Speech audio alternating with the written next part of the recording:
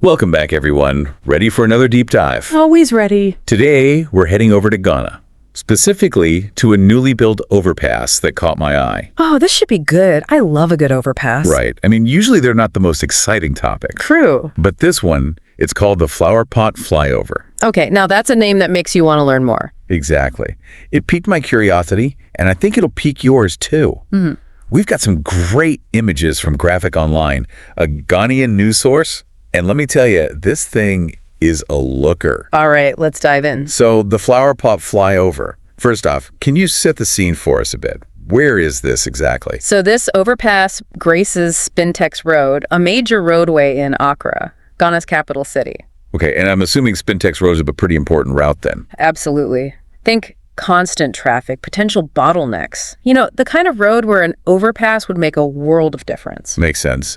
So practically speaking, it's a much needed addition to the city's infrastructure. But let's get back to that name, the Flowerpot Flyover.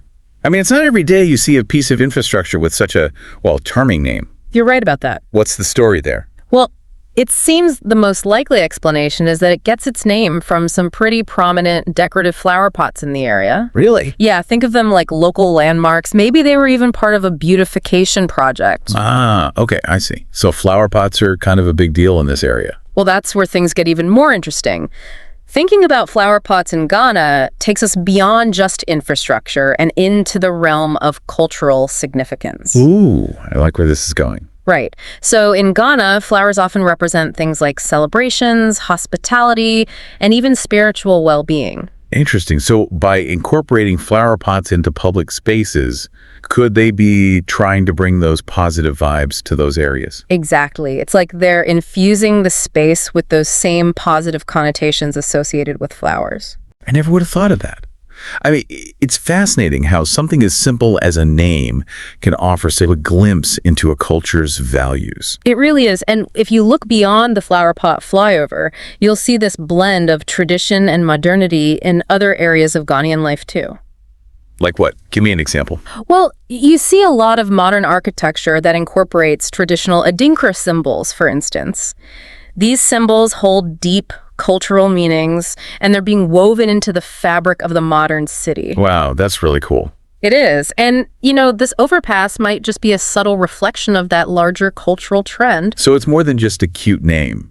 It's a statement, a reflection of how Ghana is embracing both its past and its future. Precisely. This is so cool.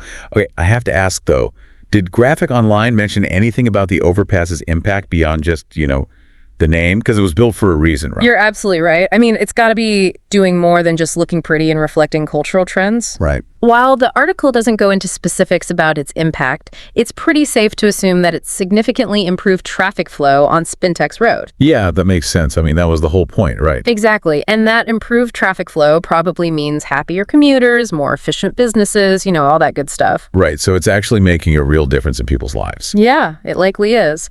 Plus, you can't discount the potential impact on the area's aesthetic appeal. True. I mean, a well-designed overpass can actually add to a city's beauty. It really can. And that, in turn, can boost property values, attract investment. There's a ripple effect. So it's a win-win, a functional addition to the city and a beautiful landmark that sparks conversations about culture and tradition. Couldn't have said it better myself. This Flowerpot Flyover really packs a punch, doesn't it? Now, before we wrap up, I'm curious if there were any other insights or intriguing details about this overpass that we haven't touched on. Well, one thing that comes to mind, and I think this is always fascinating to consider, is how did the public react to this name? Oh, yeah, that is a good question. I mean, was it met with enthusiasm? Or skepticism? Right. Did it spark any debates? Maybe it even inspired other creative naming conventions in the city. Oh man, I bet there's some amazing stories there. Someone needs to investigate that. Definitely. Digging deeper into those reactions would be super fascinating. Well, I think it's safe to say that we've successfully unearthed a pretty unique story here.